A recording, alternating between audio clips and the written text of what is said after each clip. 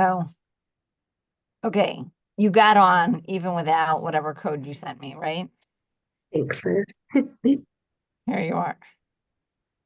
All right.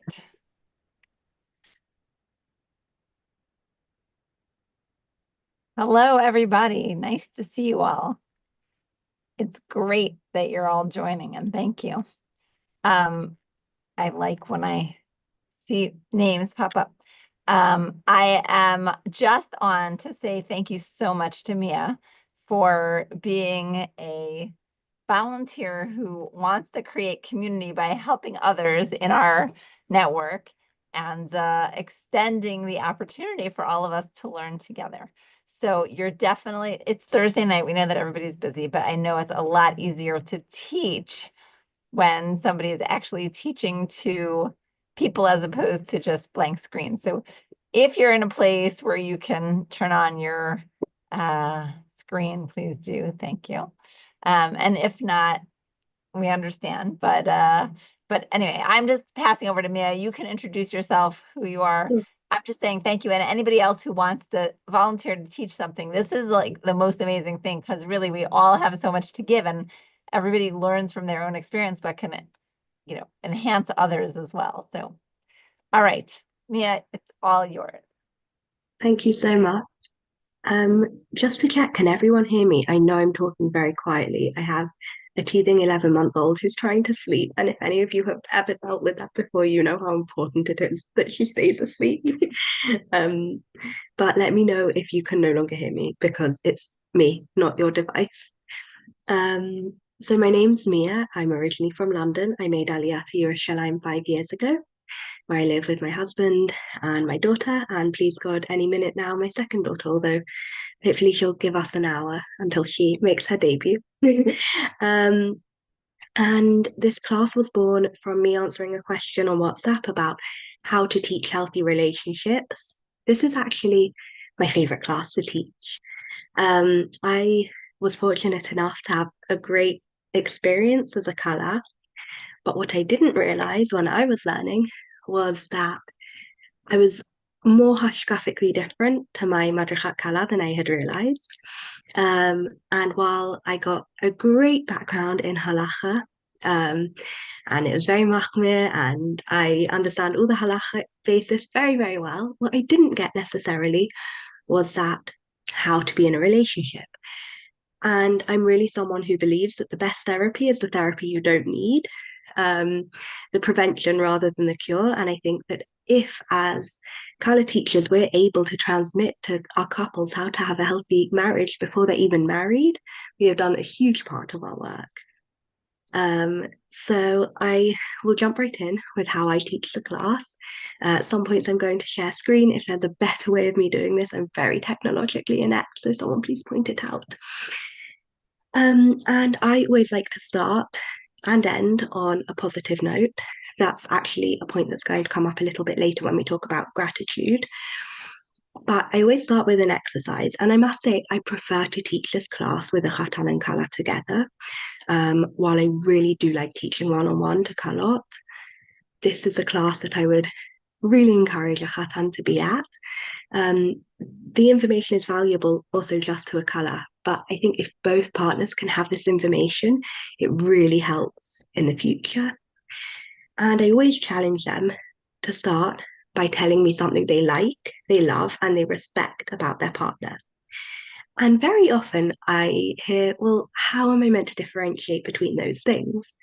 And almost certainly when someone says that, it's because their answers are a little bit self serving. I like that you bring me coffee in the morning. I like that you fold my laundry. I respect that you go out and work for our family. And while those things may well be true, you may really like that coffee you get in the morning. That doesn't really speak to your partner's midot. So I always encourage the Khatan and Kala talk about things that they actually like about each other's personalities rather than things they like that their partner does for them. And once we start to draw that distinction, it becomes a lot clearer what we like, what we love, and what we respect. I respect your work ethic. I like how you think of other people. I love that you're generous. And we can start to separate out those strands and really appreciate our partner for who they are, because that can be a lot more meaningful than appreciating them for what they can do to us. Um, so that's how I like to start, something positive, something a little bit light.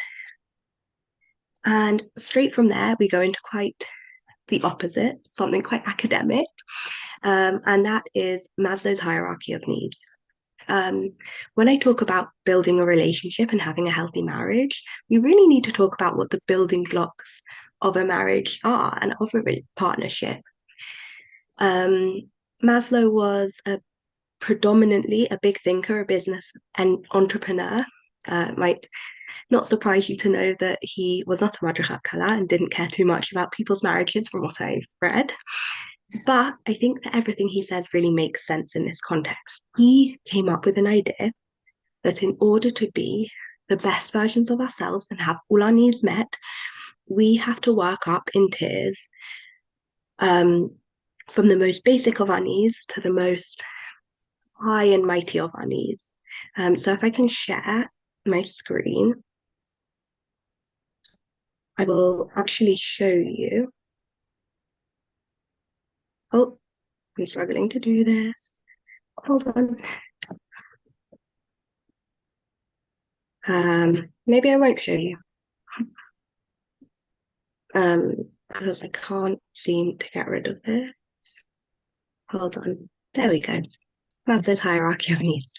There we go. Sorry about that. Um, so his idea is that all of us start with basic physiological needs: uh, food, shelter, water, oxygen. And so too is that true in a relationship. Although those are probably things that we had figured out far before we got married. Are we going to be able to build a home together? Are we going to be living in the same country? Especially if we're at a stage in our life when we're making aliyah, do we have the finances to do this? And once that need is met, we then move on to our safety needs. So how can we feel safe in a relationship? And I think as women, we're very good at knowing within the first few seconds or few minutes of meeting a man on a date whether we feel safe. Um, Hopefully, none of us have had the experience of having to sort of go to the bathroom and tell our friend, call me and pretend it's an emergency. I don't like this situation. But I know that some of us will have had that experience. And at that point, the relationship stops. Because essentially, you cannot move to the next stage of your needs being met in a relationship without first fulfilling the stage before. And as I'm teaching this, I teach it more of a discussion, but just for now I'm going to teach it a little bit more one way, if that's okay, so that I can transmit the information. The next is belonging, belonging and love. Oftentimes when you say to a kala or a khatan, how did you know that this was the right person for you? They'll say, I just felt that I found my zivug. I just felt that I found my person. I felt like I belonged in this relationship. That is so important. And these are things that I do think come before a couple decides to get married. But these higher up needs, let's call them, are actually needs that are important to dovka work on in a marriage. So esteem, being grateful for each other, building up each other's sense of self-esteem is hugely important in a relationship. And we will come back to the idea of gratitude a little bit later. Cognitive, sitting down together to talk, to share, to enjoy each other's brains. It's something that feels so natural to us at the beginning of a relationship. And then we get engaged, and slowly the conversation goes something like, from do you believe in God? What do you think happens after death? What are your dreams and goals? To have you booked the wedding DJ? Oh, I told you to not book that one. No, I really wanted this one. And what about the flower arrangements? And very quickly in a relationship, we can lose those very important discussions and that very important appreciation of each other's brains. Also into a marriage, those first few months of marriage, you're talking about your past and your families and those beautiful things. And so quickly, Hey Tani, do you want tomato in your sandwich maker? I'm able to put, okay. And so quickly it can become, oh, what are we doing about sleep training? Oh, what about our teething child? Did you pick her up from Gun? Did you? I think you're going to go tomorrow. No, the next day I'm going to go. And very quickly we can, if we don't work on it, lose that cognitive connection. So it's something that's very important to actively build upon. Aesthetic needs are things that might be more important in some relationships than others, but I think to some extent it is important to all of us that we are attracted to our partner. And I'll always talk to a Kala and a Khatan if possible about how that is important to them. Would they like to keep a certain level of sanua in their home, for example? Is it important to them that when they see each other's bodies, this is something that stays exciting, or are they happy for this to become something that is a little bit more casual? Do they feel that they need to keep dressing up for each other or not? These are questions that it's very worth a couple exploring. And as we move up, you can see that these become a little bit more niche and a little bit more niche. Because as we hit the next stage of our needs being met, we can focus on those smaller details which really do add to our relationships. So next up is self-actualization. I think this is a hugely important one. When do we feel the most ourselves in a relationship? Is it when you have those 2 a.m. conversations about your past and your secrets? Is it when you are able to tap into that playful energy? I know that the first time I felt truly myself within my marriage was when me and my husband were standing in the kitchen and we started playing a silly clapping game that we both remembered from childhood. And we were able to tap into like some sort of childhood innocence. And I felt truly myself. What makes you feel yourself in a relationship? What makes you feel self actualized? And how are you going to continue to make time for that in your marriage? And then something which I assume is quite important to all of us, transcendence. How do we then bring in the Shekhinah? How do we make this a holy marriage?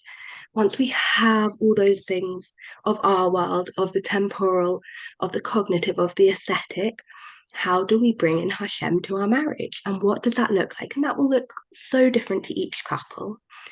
But having those conversations about how we fulfill those needs as a couple and as individuals is so important.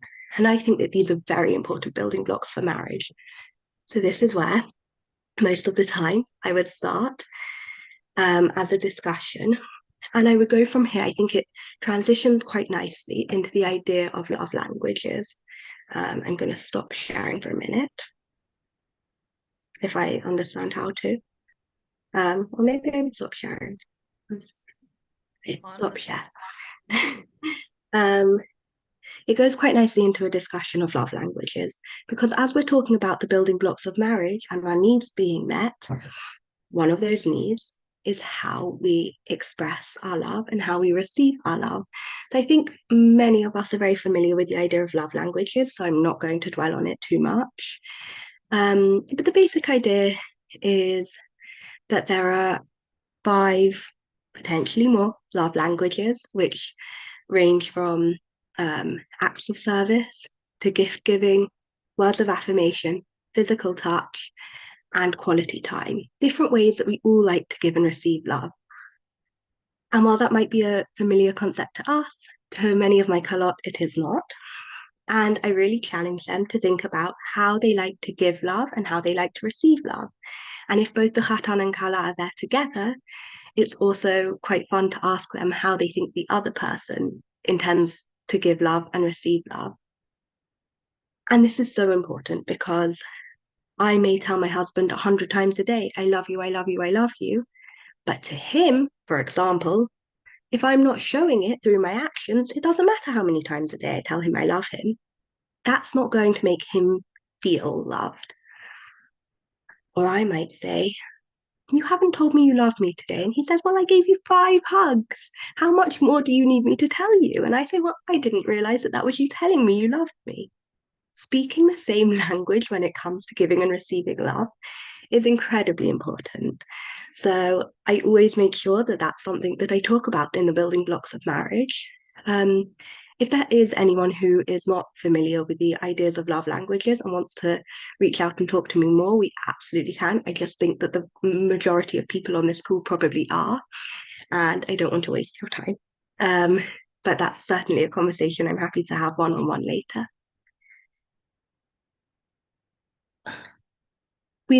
Sorry, I've got some notes next to me. I then like to talk about gratitude.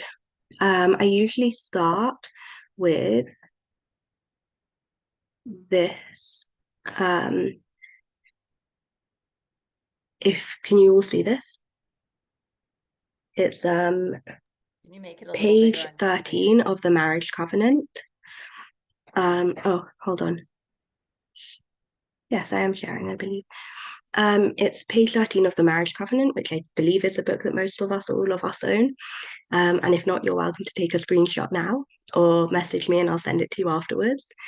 Generally, I teach my Carlot using 5 different books, but this class specifically, I rely on 2.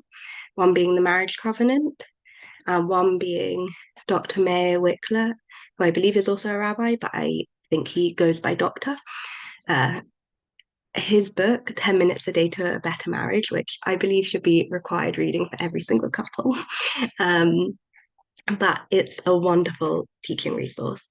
So I do like to bring in some quotes. This is the first one. If you'd like to take a screenshot, you're more than welcome to. And I like to talk about the Kabbalistic idea of gratitude as a gift, gratitude as giving. So when we talk about gratitude, we literally say, I give gratitude. We don't say, I speak gratitude, I say gratitude. I have and I give gratitude. And that's an incredibly powerful idea, the idea that it's something that we actively give. And the Hebrew word for that is natan, to give. And there's a Kabbalistic idea that the reason that this word is natan is because it is the same both ways. Gratitude is a two-way street, and it's something that should earmark the end of everything we do. There's a game in English called Rose, Thorn, Rose. And if you've never played this game and you have a husband who's willing to, I really do recommend try it for a week. Start tonight and see how it impacts your marriage. I personally have found it super impactful, and it's something that I really do recommend. The idea is that at the end of every day, you find 5 minutes to sit down quietly together and give gratitude. And it's sort of like a gratitude sandwich.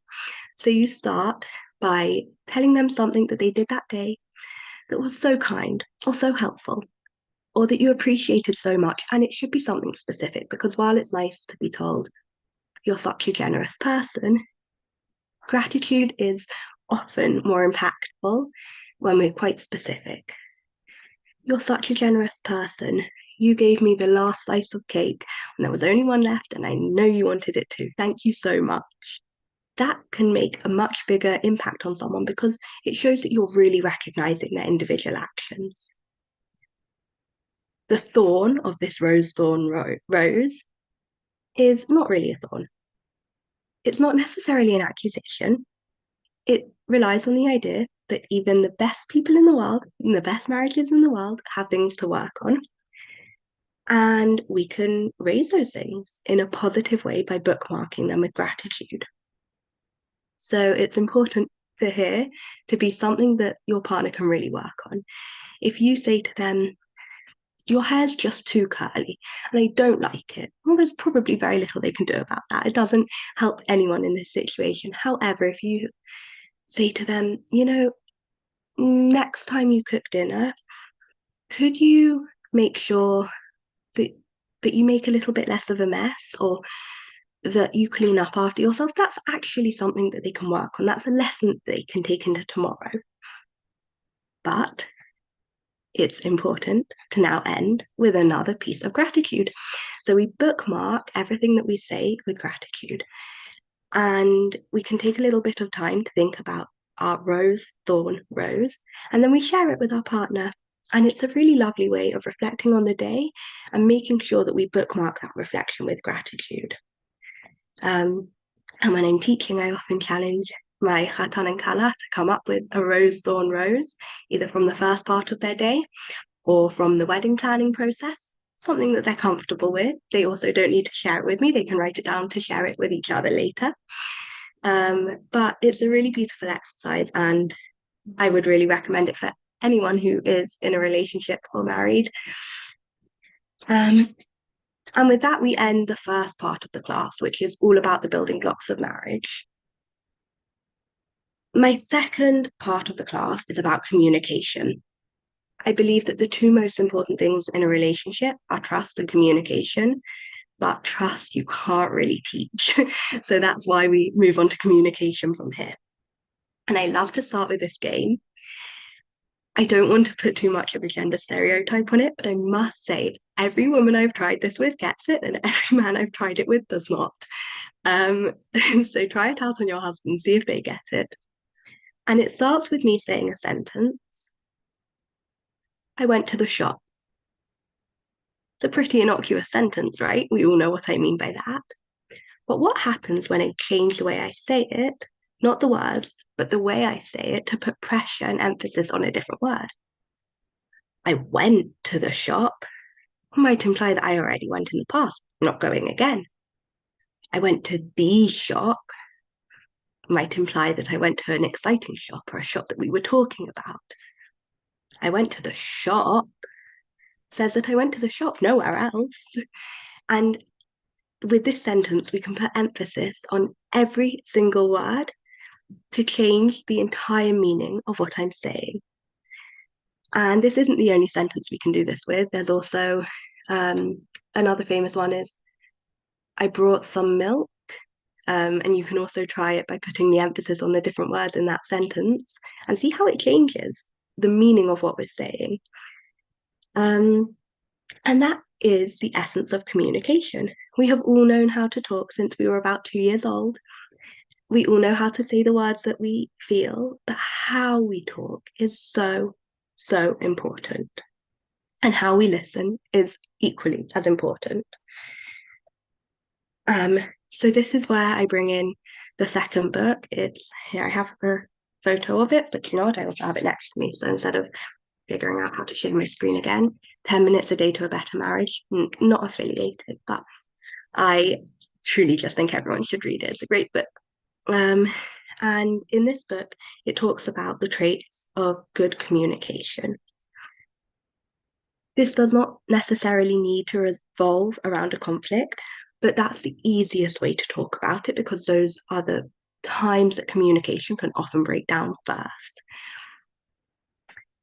There's something that is very important to me though. I don't want to accidentally cause an argument between my Khatan and Kala in the middle of our class by bringing up a conflict that could be real. Or even worse, they leave the class and they start having a conversation about this conflict because it really touched on a nerve. So in order to teach this part of the class, I tell them that they have to come up with a conflict that is completely fictional, ideally something even a little bit humorous, and something that could never be true, because otherwise we're in dangerous territory. And I'll use my last Khatan and Kala that I taught as an example. They both work from home. They've both been working from home, I believe, for as long as they've been dating. And so the conflict that my Kala came up with was, you come home late from the office. Now, that could never be true. He doesn't go to an office, but that's a perfect example of talking about communication because I know I'm not going to accidentally touch a nerve. So I let them pick their roles. In this case, the Kala went first, and I told her, make the accusation. Make the accusation to your fiance that you come home late from work. And she said, as predicted, you always come home late from work. Now, that is oftentimes the start of a very unhealthy communication, but it's where we sometimes feel that we need to go from. So Dr. Wickler brings in some tools, and I slowly introduce them into their role-played conversation in order to teach how to use these tools. And the first one is for the speaker to never use the words always and never. And that is because it is too easy. If I say you always come home late, the chances are they don't always come home late. And then the listener can respond, well, I don't always come home late, and that misses the whole point of the conversation. We're not actually getting to the root of the problem here. We're focusing on semantics. So if we can avoid words such as never and always, it really helps move the conversation forward. The first tool for the listener is active listening. This means putting your phone down, making eye contact, and really trying to hear what your partner has to say without thinking about your reply. And the second tool, which we bring in at the same time, is an affirmative gesture. So this can be any affirmative gesture to show that you're listening. It can be a nod of your head, can be leaning forward, can be a widening of your eyes, it can be a noise, so long as you are doing something to show that you're listening. So now the interaction goes something like this. You're often home late from work. Well, the listener goes, And already that is slightly nice, but there's still work to be done. The second set of tools we bring in for the speaker is to avoid you sentences. When we start a sentence with you do this, it can sound very much like an accusation, which can trigger very much a defense. And that is not a useful way to have a conversation. So I challenge the speaker to start with an I sentence. I feel, I'm affected by this. I am hurt when X, Y, and Z happens. And that really changes the context of what we're talking about. The second tool for the listener is to reflect. So often we hear things that are not said. And reflecting in this case means making sure that we are only hearing what is said. And if we're still using my last Khatan and Kala as an example, she said to him, it really affects me when you're often home late from work. And he said, I hear that it makes you so upset when I get home late from work. And she said, no, I didn't say I was upset. Actually, it doesn't make me feel upset. It makes me feel lonely. But what they realize in that moment, and what I think oftentimes we all fall victim to doing, is making inferences from what our partner says, rather than listening to what they're really trying to tell us. So the idea of reflection in this case is to basically repeat back to your partner what they've told you, and make sure that you have heard the words that they're saying accurately, that you've not added in anything of your own, that you've not taken away anything of your own, that you're hearing what they have to say. So at this point, the conversation is starting to look very different. And then we add in the final tools for both the listener and the speaker. The final tool for the speaker is to share how it makes them feel as well. So to add an emotion to that sentence. And the final tool for the listener is to ask any clarifying questions they may have. These are not questions about a solution. These are not questions from a place of judgment. They're simply clarifications so that you're now on the same page about whatever you're talking about. So it goes from a conversation that looks something like this. You're always home late from work, to a conversation that looks a lot more like this. I feel really lonely when you come home late from work. I hear that you feel lonely when I come home late from work. I'm going to ask a clarifying question. Is it only when I come home late from work, or is it also from social events? They may not solve their problem in this conversation, but they open the conversation to something much more productive than an accusation and a defense. And if anyone wants, it's quite a few pages, but I can share these pages of the book because it's such a useful tool, not only in conflict resolution, but in all forms of communication, and it works with positives as well. So we practice this back and forward with a couple of scenarios. It's best to practice from a place of love when there isn't a conflict in the room, rather than to wait for a conflict and then suddenly have to start practicing it. So I always make sure that we do at least one accusation from the Kala and at least one accusation from the Khatan, and see how it evolves as we bring in these tools. I also like to look at this quote from the Rambam. Not this one. Hold on 1 minute. Here. About our obligation to solve conflicts when they arise.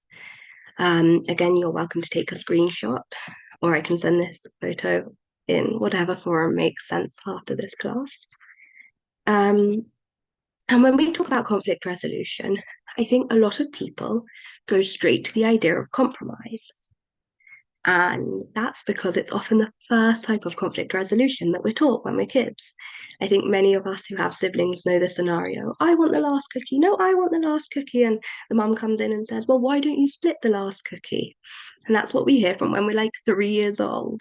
And we tend to then think of compromise as the best form of conflict resolution. But it's actually only one form of conflict resolution, and it can work often. But I challenge my Carlot to think about other forms of conflict resolution, other scenarios that would fit other forms of conflict resolution. So while there is compromise, which is incredibly useful in a marriage, I don't want to go to the wedding. I do want to go to the wedding. Let's compromise and just go for the chuppah. Beautiful. That might solve your conflict. What about in times where that's not the most apt conflict resolution? So I bring in 3 other options: concession, avoidance, and agreement. And I asked my Carlot to think about scenarios that would be matching for each one of those. So I'll explain them a little bit.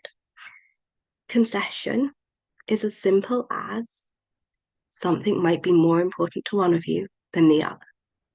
And with me and my husband, we do a percentage rule. So what percent important is this to you? I may say, I really want sushi tonight. And he says, oh, no, I really want pizza. Well, we can't really compromise. We can't get half a pizza and half a sushi, or maybe we can, but often you can't. Well, maybe it's really important to me. Maybe I'm on a diet. I don't want carbs. I'm lactose intolerant. It's so important to me that I not have pizza. And maybe it's not so important to him. And so I say, well, it's 90% important to me. And he says, it's 50% important to me. I'd rather pizza. I could do sushi. In that case, it's very easy for him to say, you care more about this. I'll concede. Let's go with what you want. And then there are times where something's much more important to him.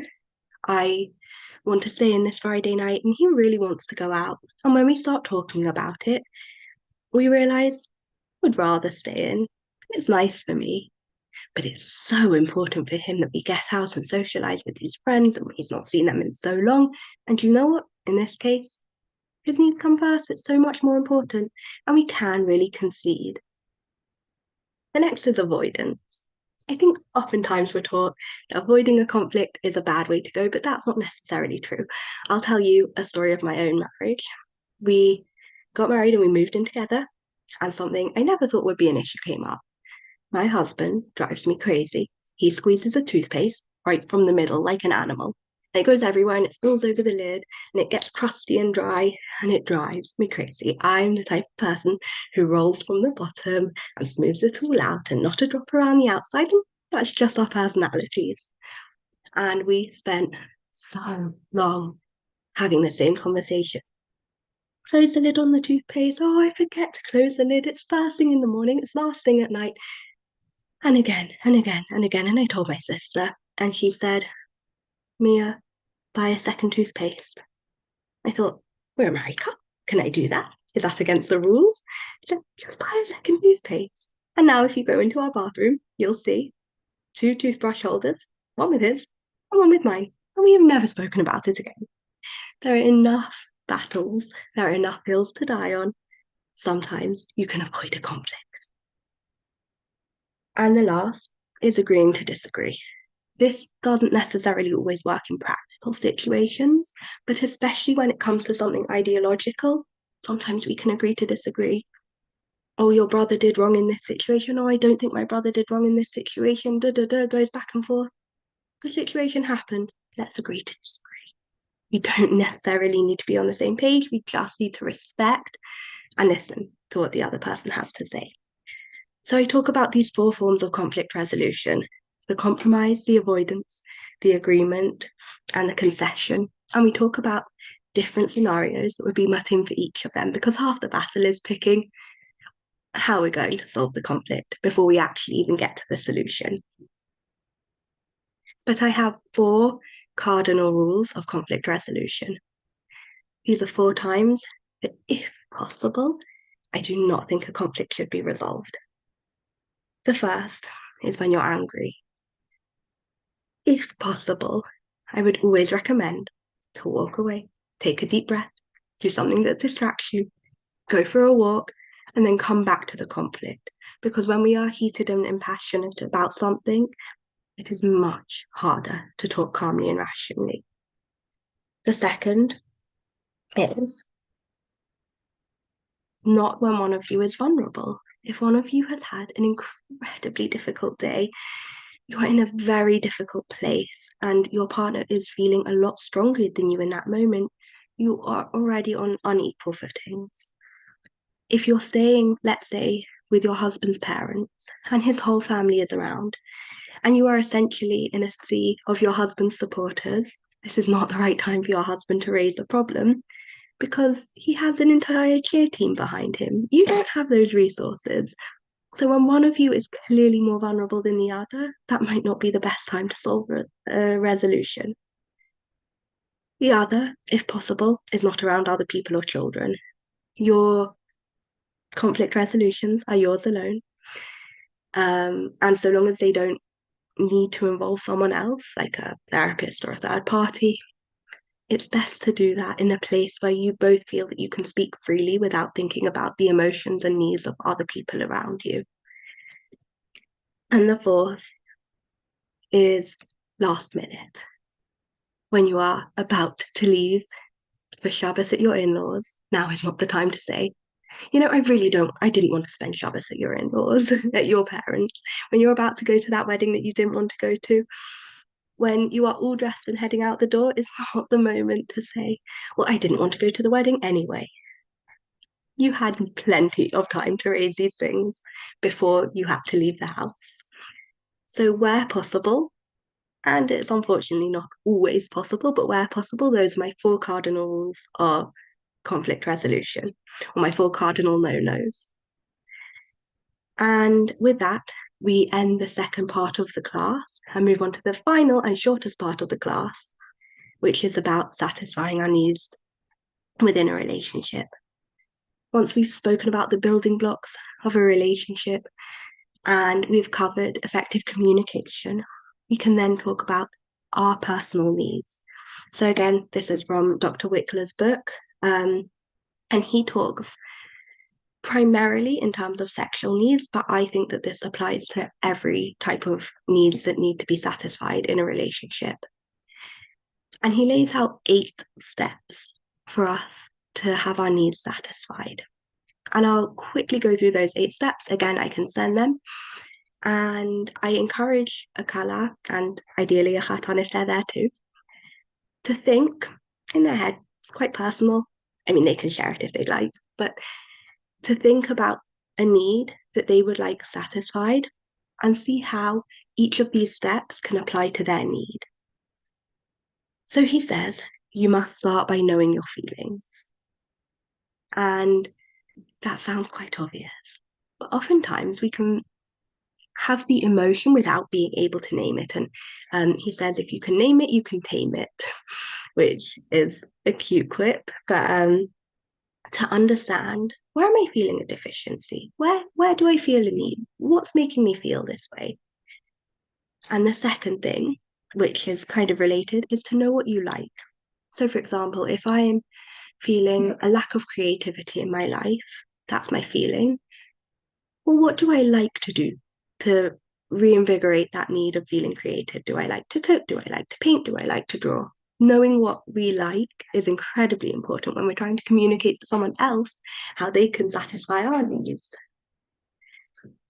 He then says that we really need to define the time to pursue these needs. These are important. They should not be taken for granted. And we must find the time to work on our needs and our partner's needs. He then says Not only must you find this time, but you also must communicate your needs. So often we think that our partners are mind readers, and they're just not. If we are able to communicate our needs, they are much more likely to satisfy them than if we don't.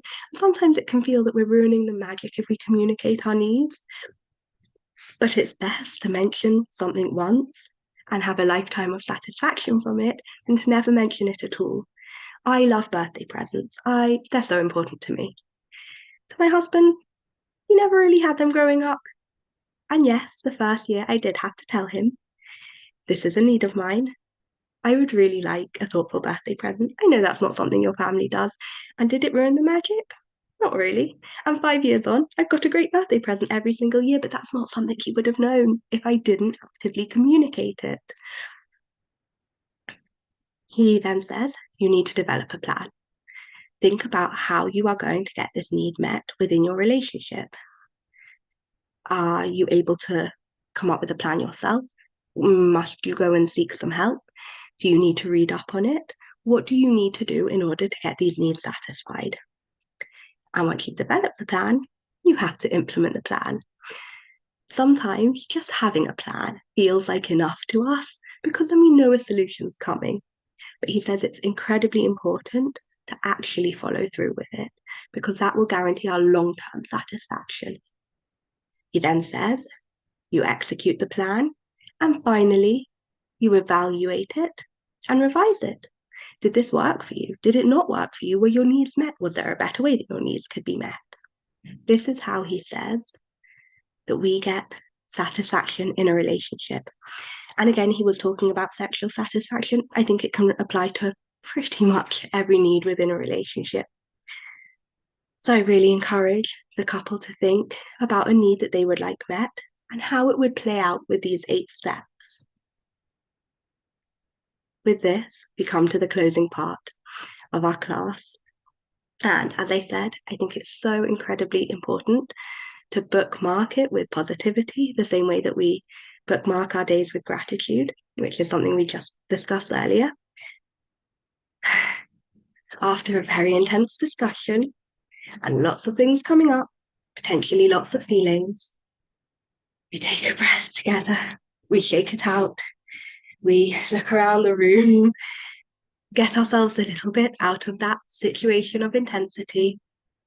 And I want them both to name something that they're really excited for in their married life with each other. Just something sweet, something kind, something gentle, so that they end the class on a high note, remembering all the things they love about each other. Now, I do tend to give my co-op homework, but it's always optional. And the homework that goes along with this class is to write a letter to each other. A letter that you can both open on the morning of your wedding. And this is, I think, especially impactful if they have been separated for 7 days before their wedding or however long. On the morning of the wedding, it's very easy to think, oh, where are the flowers and where's that arrangement going? And did the wedding planner call yet? And oh, does my eyeshadow match my lipstick? And a million things are going on. To have a moment where you sit down and you open up a letter from your soon-to-be spouse and you read a little bit about how excited they are to marry you really draws the focus back in to why you're together. And it starts the day off and it hopefully continues your wedding day with the real focus in mind, which is that you're building something beautiful and you are building a loving and healthy relationship. And that is what matters in this moment, not the flower arrangements or whether your eyeshadow matches your lip gloss. So that's the homework that I set if they choose to do it. And I wouldn't know if they don't, so they don't need to report back to me. And with that, I end the class.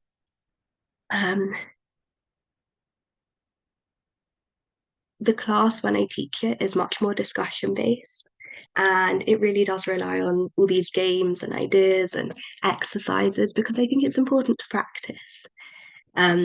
But I'm very aware that I've been speaking nonstop for 45 minutes. So we don't have that much longer, but if anyone has any questions or any comments, any suggestions, any improvements, I say now's a good time for it. First of all, thank you so much. Of course. I really appreciate this. I've been looking for something to teach couples about communication and marriage for a few months now, and I started putting something together, and your message on the group came at the perfect time. So, Mamash, thank you so much. Um, Follow-up question. How long is this class usually with couples?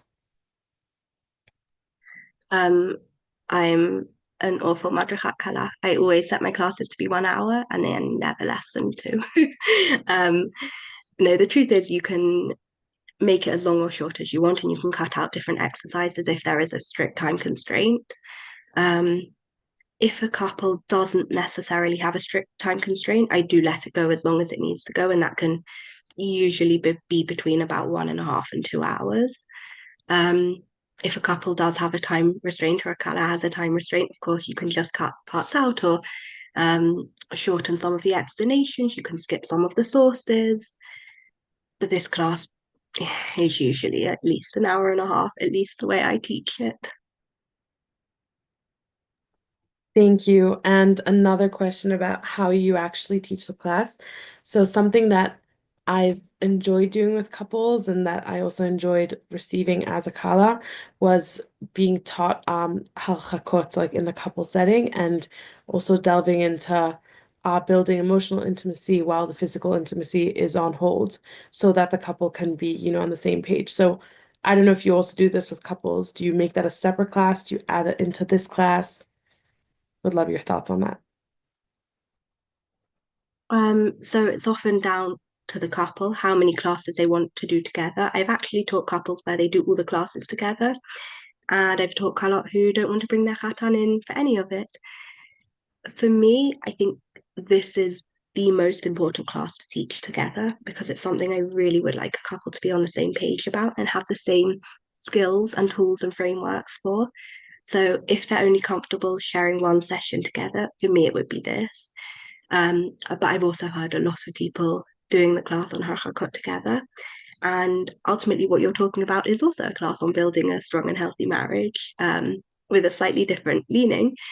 But the idea is that you're also giving across tools and methods for building a healthy marriage. And if that's the way that you want to do it, or if that's the way that Khatan and Kala feel more comfortable doing it within that framework, then I think that is absolutely valuable too. Um, for me, that's not a class I teach together, just because I teach it in more of a halacha framework rather than that sort of social building framework. So I prefer to teach this class together. But I would totally understand the justification for wanting to teach that class together as well, or instead of. Thank you. Can I just comment that for some people, the harchakot discussion is a discussion and it is a communication building class because people say, like, this is the framework, and now you have to discuss what you're going to do, and you might have to compromise, and you might have to, you can't avoid, but you can use your skills in terms of the discussion of what you're going to do. Like, how important is it to you to, keep the issue of not passing or, not eating leftovers? I don't know.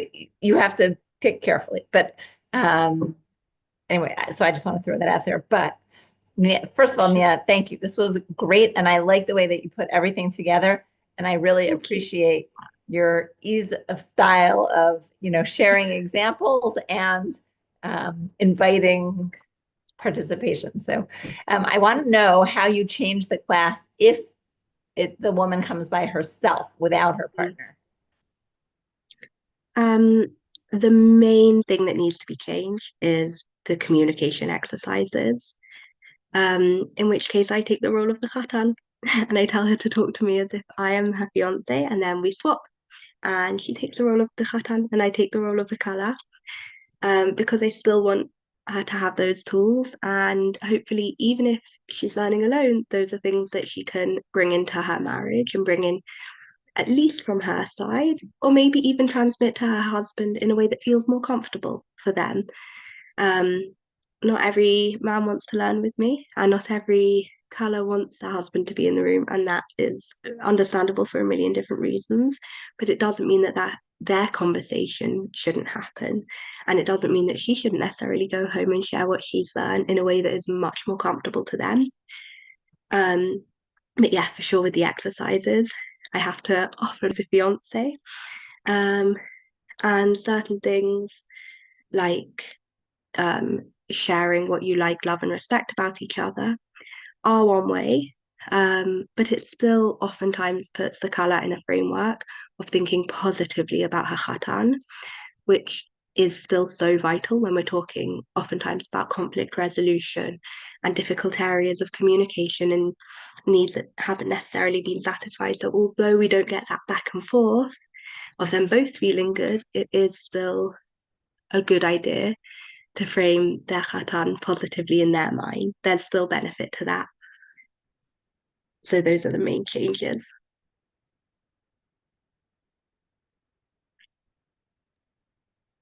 Thank you so much. This was really beneficial. Great.